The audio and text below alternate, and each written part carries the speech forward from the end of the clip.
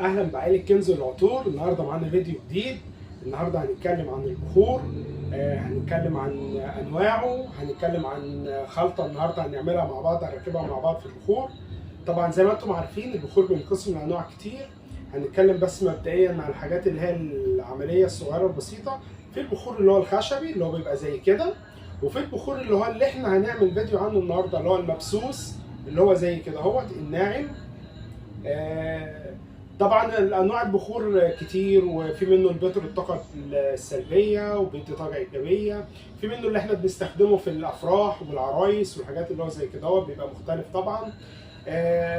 في منه الهادي، في منه التقيل، انواع كتير قوي ومميزه طبعا.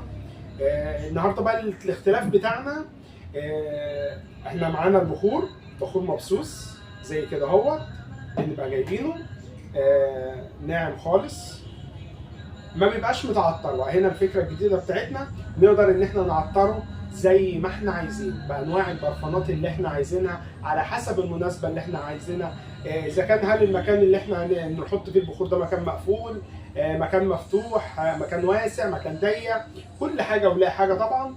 النهارده الفيديو بقى بتاعنا البخور اللي احنا هنعمله ده للاجواء الشتويه. يعني ايه الاجواء الشتويه يا احمد؟ كلنا طبعا في الجو البرد اللي احنا هنبقى فيه كله بيقفل الشبابيك، كله بيقفل البيبان، ما ينفعش نيجي نروح مشغلين بخور. كل اللي قاعد هيتخنق لو هو حاجه تقيله ومش مناسبه ان هو يتعمل في مكان مقفول. الانواع اللي احنا هنعملها النهارده انواع هاديه، انواع جميله ما فيهاش زيوت فزه قوي، يعني زي ما دايما متبع في انواع البخور. لا احنا عاملين حاجه بقى مختلفه تكون شتويه، نقدر ان احنا نشغله واحنا قافلين المكان، وانما هيدينا اداء كويس وريحه متقبله. اي حد حتى موجود مش هيتضايق منها او هيحس ان هي تقيله. المعيار اللي معانا ده يا جماعه حوالي ربع كيلو بخور. هنحط عليه في نوع عندنا بقى، في نوع زيت اسمه زيت ملكي دوت يا جماعه. بيبقى جميل قوي، بيدينا زي فوحان وبيدينا راحه جميله وبيدينا ريحه بيرفن كده، ريحته هاديه قوي بس فواح، يعني برضو ريحته زهره وجميله. هو برضو من الاعواد، ولكن من الاعواد المميزه جدا بقى يا جماعه. هنحط منه 50 جرام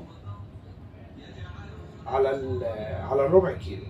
وهنيجي بعد كده هو هنضيف بقى النوع التاني بتاعنا واللي هو اللي انا بعتبره الاساسي مع اي بخور لازم نعمله، الصندل.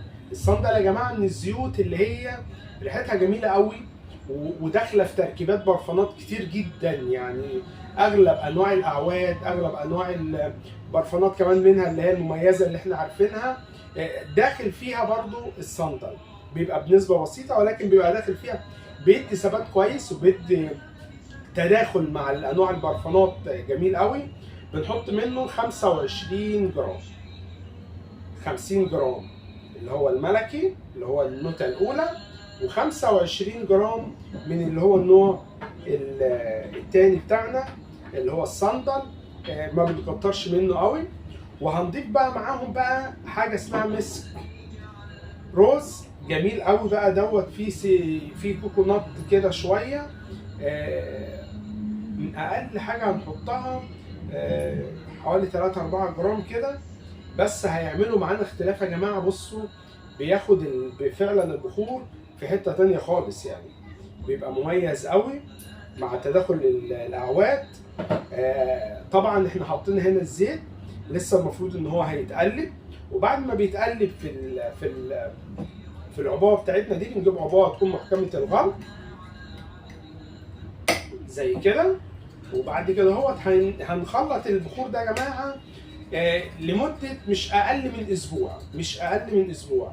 كل يوم بنيجي زي كده اهو بنربه كده مع بعضينا كده اهو ونخلطه، ونرجع نسيبه زي ما هو مقفول كده هو التاني، يفضل معانا بالوضع ده كده لمده اسبوع لغايه ما نتاكد ان البخور المبسوس بتاعنا اتشرب الزيوت واختلط بيها وتجانس معاها كويس.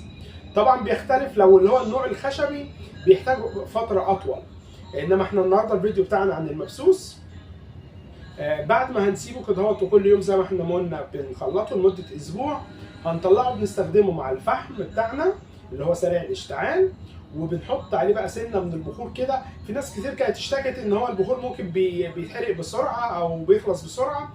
ممكن بنحط فاصل على الفحم سريع الاشتعال بتاعنا، ورقه فويل خفيفه جدا، وبعد كده نحط البخور بتاعنا. هيدينا فتره اطول في التشغيل، ولكن زي ما احنا اتعودنا البخور يا جماعه مش بفتره التشغيل بتاعته، ولكن بمدى ثباته في المكان وفوحانه وادائه الكويس. ان شاء الله بعد ما بنعمل الخلطه دي وهنجربها مع بعض ان شاء الله في فيديو تاني برضو. بجد بجد ريحه يا جماعه تحفه تحفه تحفه ملهاش مثيل. كل اللي هيجربها هتعجبه قوي. طبعا ازاي احنا نجيب منين البخور زي ده؟ بيتباع في انواع عطارين اللي هي الكبيره، بتجيبه، هو اصلا بيبقى مستورد. وبرده متاح عندنا برده اللي يحب برده ان هو عايز منه اي كميات موجوده متوفره.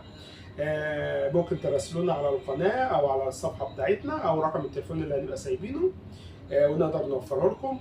ان شاء الله تستمتعوا معانا بفيديوهات دايما جديده، فيديوهات تعليميه نقدر تستفيدوا مننا، ونقدر ان احنا نقدم محتوى جميل تستفيدوا بيه. واهلا بيكم مع عائله كنز العطور وكل جديد.